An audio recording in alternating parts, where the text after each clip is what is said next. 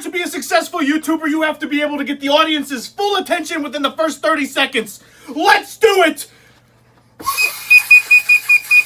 Alright, baby, rubber ducky! Squeak, squeak! Let's go!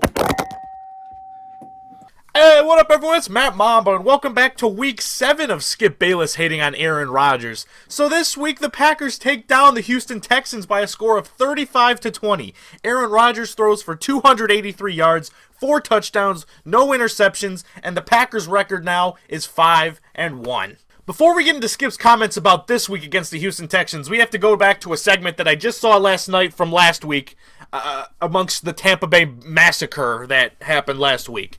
So this is a clip that asks the question, did last week's loss against Tom Brady and the Buccaneers tarnish Aaron Rodgers' legacy?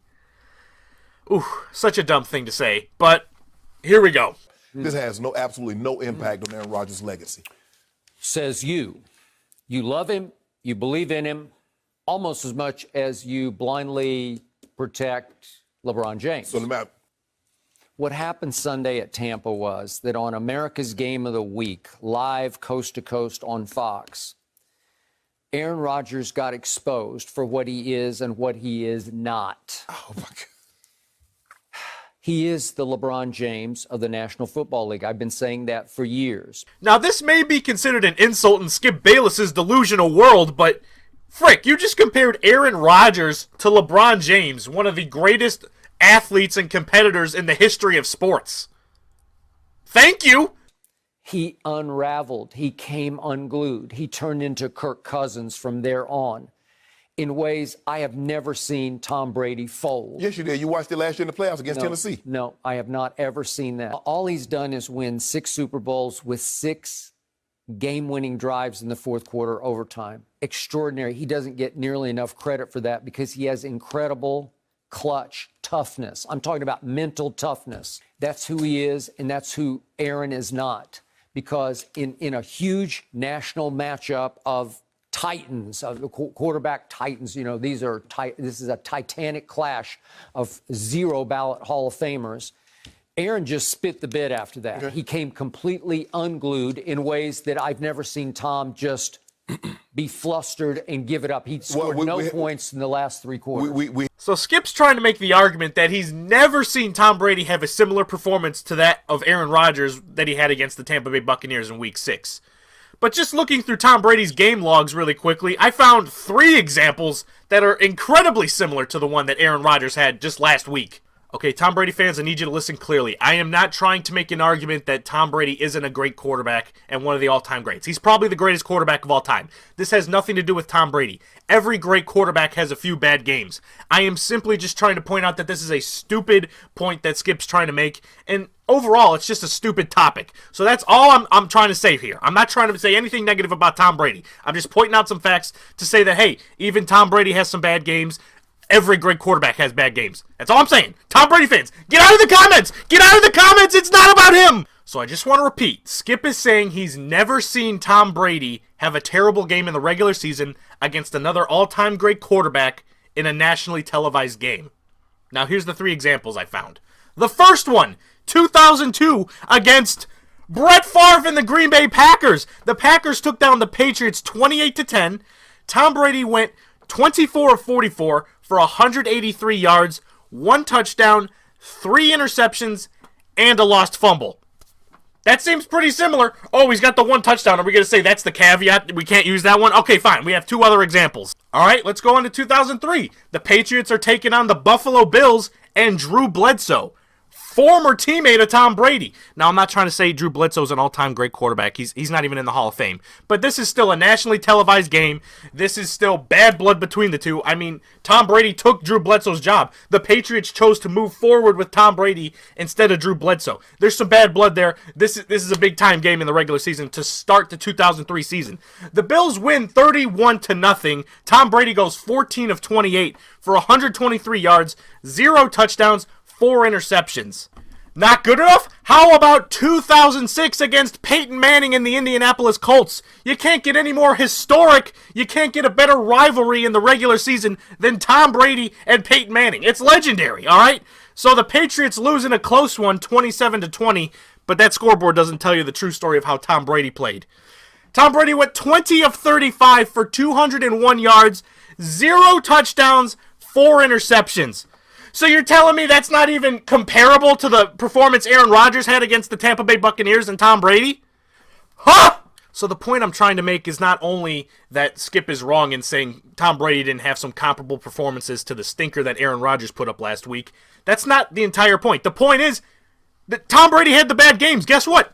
Hardly anyone ever talks about them because that's not what's important when you're talking about all-time great quarterbacks. Tom Brady went on to have plenty of success, plenty of incredible performances, and that's what people are going to remember. Those are the games people are going to remember. No one's going to remember when Aaron Rodgers' career is all said and done. Everyone's going to be like, oh man, Aaron Rodgers did have a pretty good career. Never mind. Do you remember that stinker in Week 6 of 2020 against the Tampa Bay Buccaneers? No one's going to do that. Someone working for the Pro Football Hall of Fame isn't going to be in the middle of sewing Aaron Rodgers' freaking name in his Hall of Fame jacket, suddenly remember the 2020 Week 6 stinker of a performance by Aaron Rodgers, and just burn the jacket and kick him out of the Hall of Fame. That's not what's going to happen. This is a stupid point. This will not tarnish Aaron Rodgers' legacy at all because it's a regular freaking season game. Every quarterback has bad games. The only person that's going to remember, highlight, and put any significance on that Aaron Rodgers performance against the Buccaneers is you, Skip. You're going to be the only one that puts it back in everyone's heads because you clearly have a vendetta against Aaron Rodgers. You clearly want to craft a narrative that paints Aaron Rodgers as not one of the greatest quarterbacks of all time. Because you've made a career, you've made a living, you have found success in tearing down all-time great athletes such as LeBron James and Aaron Rodgers. That's the only reason you're going to continue to do it, because you've found success with it and you've gained infamy for it. And it's pathetic. Okay, now that all of that's done, let's see what Skip has to say about Aaron Rodgers' great performance against the Houston Texans. So, what was Aaron Rodgers' degree of difficulty yesterday? Scale of 1 to 10, I'd put it at a 1. Oh, my goodness. Well, come on. Against the Houston Texans, who came into the game ranked 30th in yards allowed. That's out of 32 teams. 30th in yards allowed, 424 they allowed per game. They had just given up at Tennessee 607 yards total. And you're going to gloat about that performance from an Aaron Rodgers who threw for 283 yards and had the 5th best QBR of the day? Okay, the Texans defense is one of the worst defenses in the NFL. But I didn't hear you talking like that when Tom Brady was taking on the Denver freaking Broncos. It seems you're changing your tune whenever you like a player or you don't like a player. So, what has happened to Tom Brady over his career when he visits that stadium? Nothing good. Very little good. Yeah. So there's nothing remnants other than the stadium itself. Stop it, Skip. You ought to be ashamed. Tom Brady was, going into yesterday, 4-7 in Denver. It's been his house of horrors. He just doesn't like throwing in the mile-high atmosphere. Yeah. He's often been wild high because it's hard to control your trajectory. It's hard to get used to, because you lived it, right? So, Tom Brady threw for almost 300 yards, which is still pretty good considering he had no run game to speak of. Tom Brady made some big-time throws in this game. Can we see the play, see what this throw looks like? This is Tom Brady to, it's little Scotty Miller. Is that a good throw? I don't know. Maybe I don't know. Does that look like a home run? Does it look like he threw it down the field? I'm going to give him a B+ for his effort yesterday because it was at Mile High, and again, it's a place he just stinks. Well, Skip, you know what? If they'd had Von Miller, DeMarcus Ware, they'd had Talib and Chris Harris Jr., I would be, and they had Peyton Manning and Demaryius Thomas and all those guys on the other side, and he does that, I would have gave him an A. But, Skip, for your third-string quarterback, that's what they're on in the Broncos. You're starting 2 rookie corners. You see the difference, guys? But please, Skip Bayless, continue to put on the false charade that you're fair and you're objective. It's laughable, but please continue to do it. And that's pretty much it. Right after discrediting the Texans and saying Aaron Rodgers' great performance should happen every week, apparently, he went right back to talking about the Tampa Bay Buccaneers game from last week. Big shocker. And Skip didn't even bring up the fact that against the Texans, he was without all-pro offensive lineman David Bakhtiari and Aaron Jones, who Skip Bayless has called that real MVP of the Packers and the real Aaron, whatever that frickin' means. But yeah, once they're out, oh yeah, we're not going to talk about that. We're not going to touch on that. Also, a huge criticism that Skip Bayless had about Aaron Rodgers against the Buccaneers was how Aaron Rodgers is bad under pressure when he's under duress throwing the ball. He's not an accurate thrower when he's under pressure.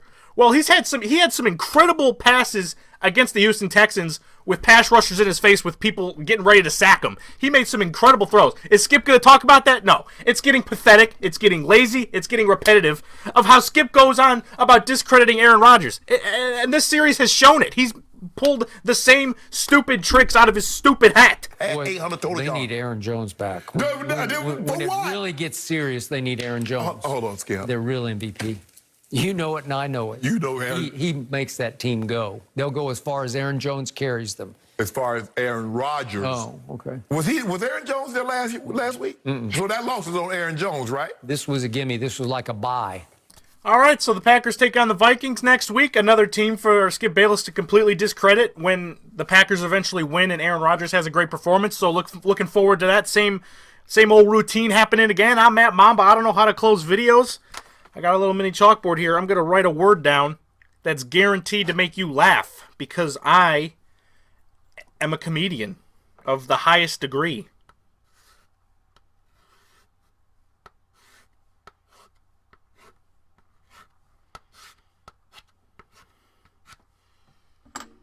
Get ready to chuckle!